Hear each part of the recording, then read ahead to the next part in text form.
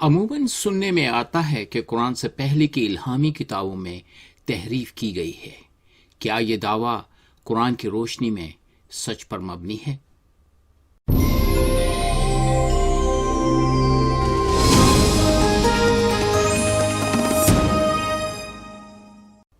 روحانی بات چیت کے دوران عموماً یہ دعویٰ کچھ مسلمان احباب کرتے ہیں کہ قرآن سے پہلے کی الہامی کتابوں یعنی توریت، انجیل اور دیگر صحائف انبیاء میں تحریف کی گئی ہے، لہٰذا کتاب مقدس بائبل کی تعلیمات پر ایمان و عمل کرنا عبث ہے۔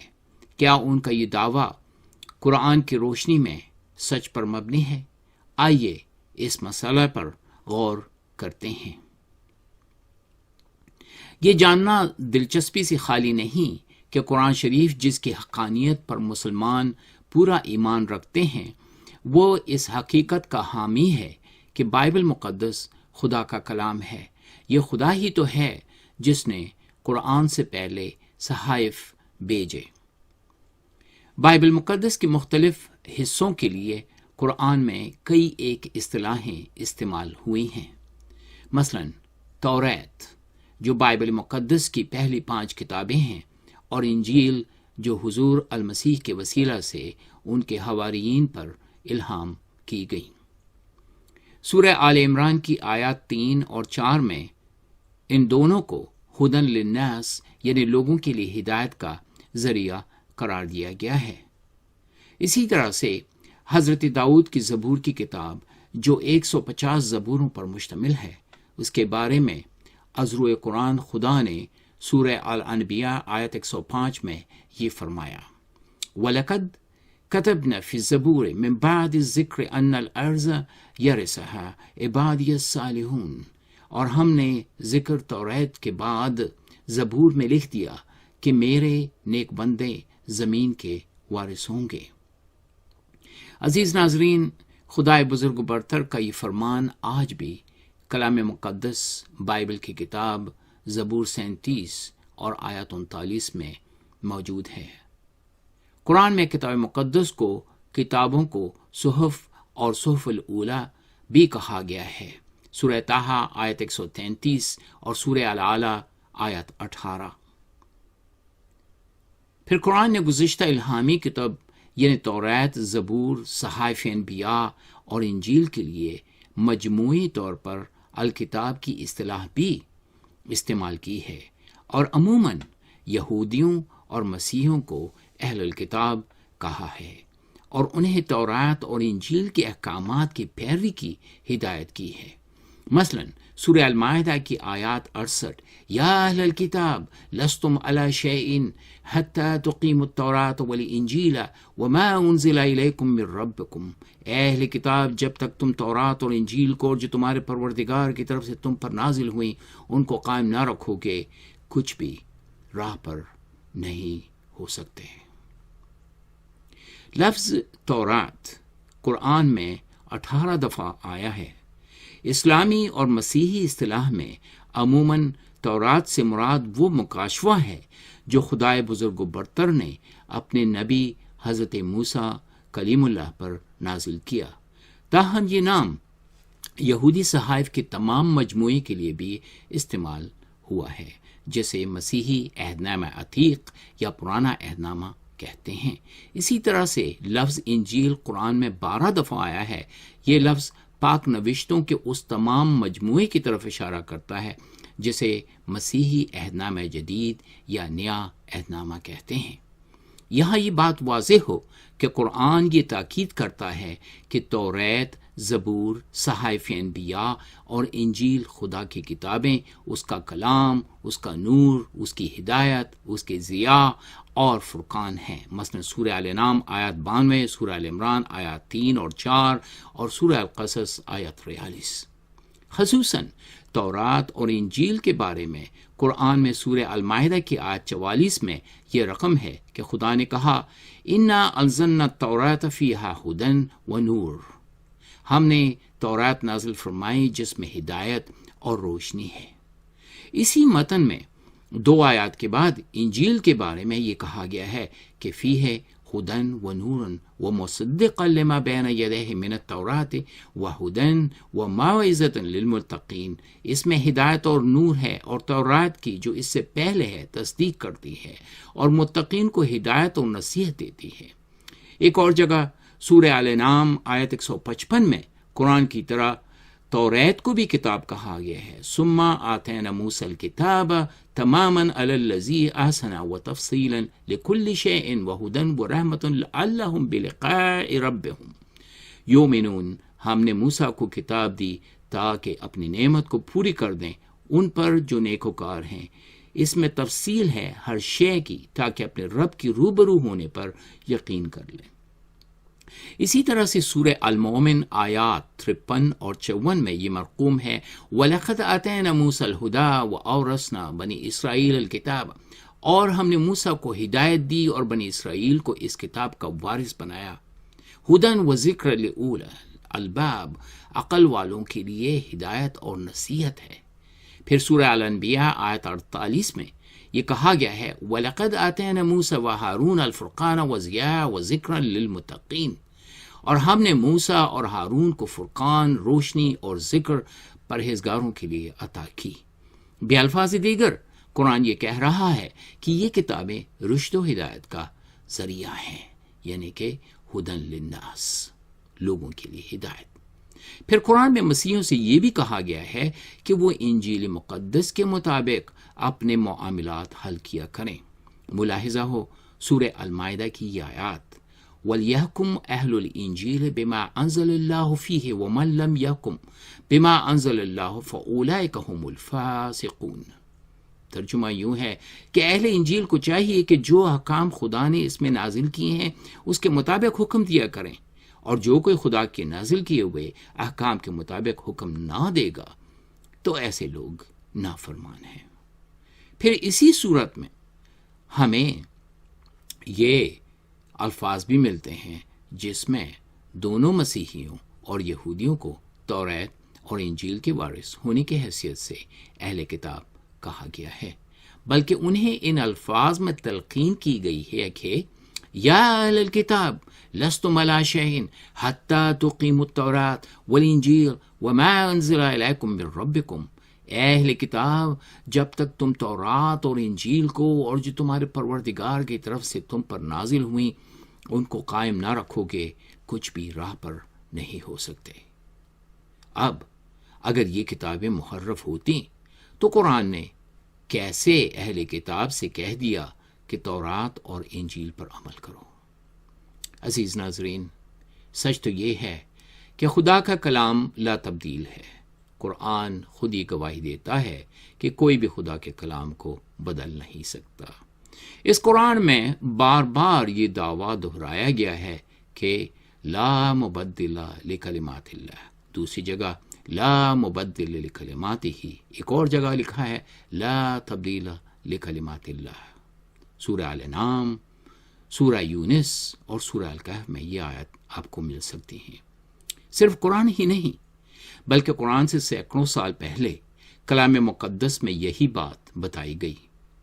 حضرت یسایہ کی معرفت یہ کہا گیا، گھاس مرجھا جاتی ہے اور پھول جھڑ جاتے ہیں لیکن ہمارے خدا کا کلام ابد تک قائم ہے۔ یسایہ 40 باب 8ویں آیات۔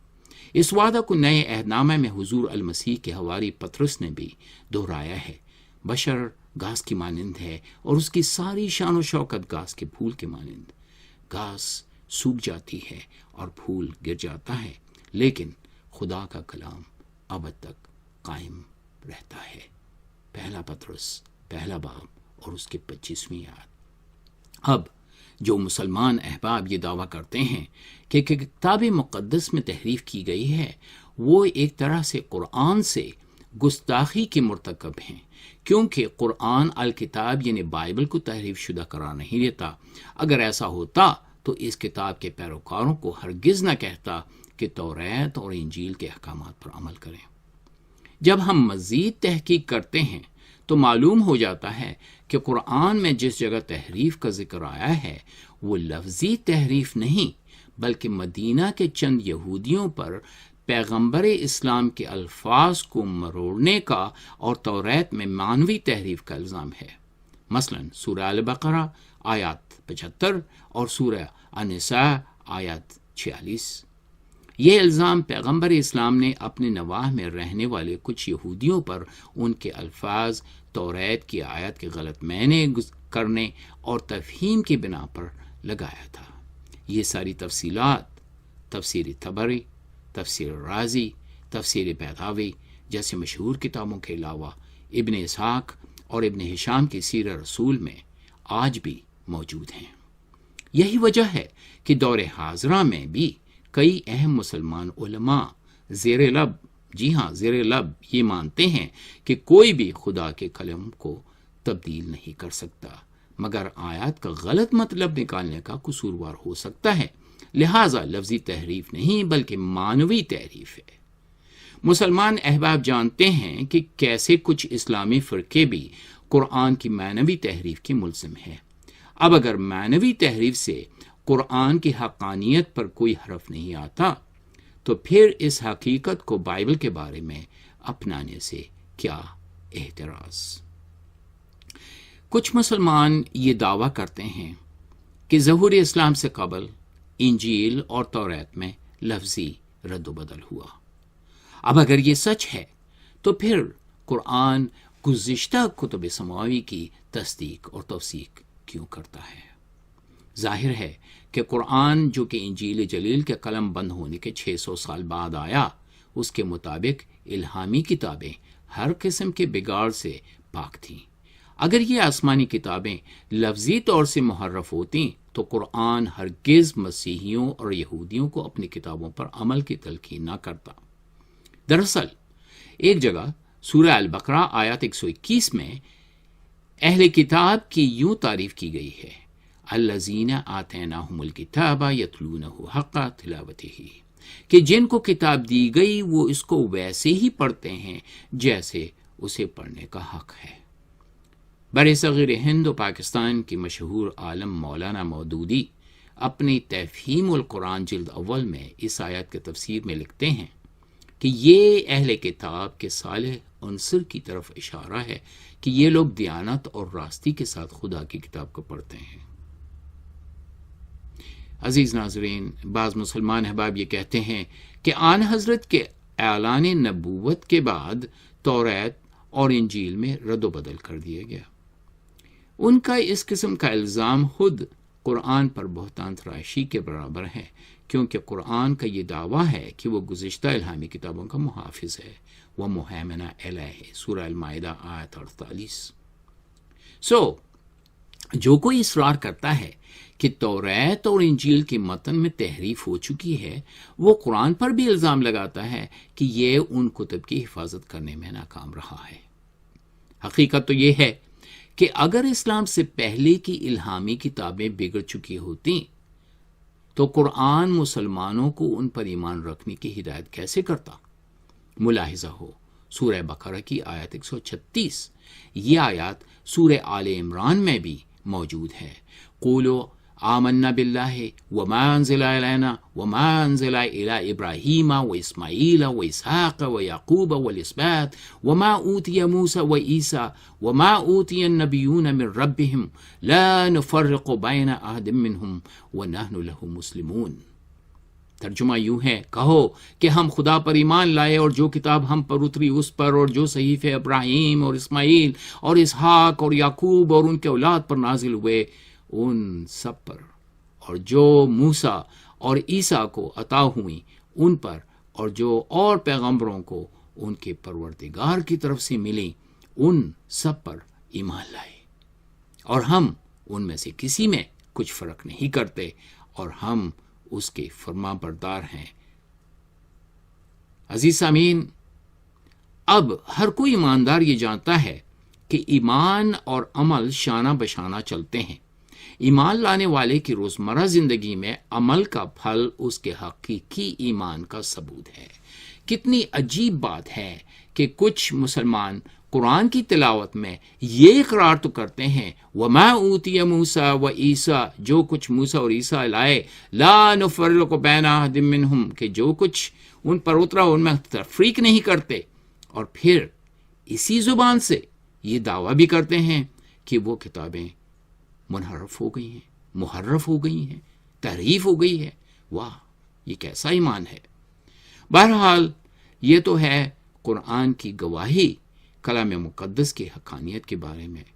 آپ سے درخواست ہے عزیز سامعین، عزیز ناظرین، کہ کلام مقدس بائبل کا مطالعہ خود کریں اور دیکھیں کہ کس طرح خداوند ذوالجلال نے ہم سب کو ہمیشہ کی زندگی دینے کا انتظام کیا ہے، اور کیسے اس کا مسکن اپنے ایمانداروں کے درمیان ہوگا۔ عزیز ناظرین، خدائے بزرگ برتر کو منظور ہوا تو آپ سے دوبارہ ملاقات ہوگی۔ آئیں دعا کریں۔ ابانا رب السماوات والارض اغفر لنا خطايانا وذنوبنا وكفر عنا سیئاتنا باسم سیدنا یسوع المسیح۔ اے ہمارے باپ، تو جو آسمانوں اور زمین کا مالک ہے، ہماری خطاؤں اور گناہوں کو معاف کر دے اور ہماری برائیوں کو ہم سے دور کر دے۔ ہمارے حضور یسوع المسیح کے نام میں ہم یہ دعا کرتے ہیں۔ عزیز ناظرین، خداوند تعالیٰ کا اطمینان اور اس کی ہدایت آپ کے شامل حال ہو۔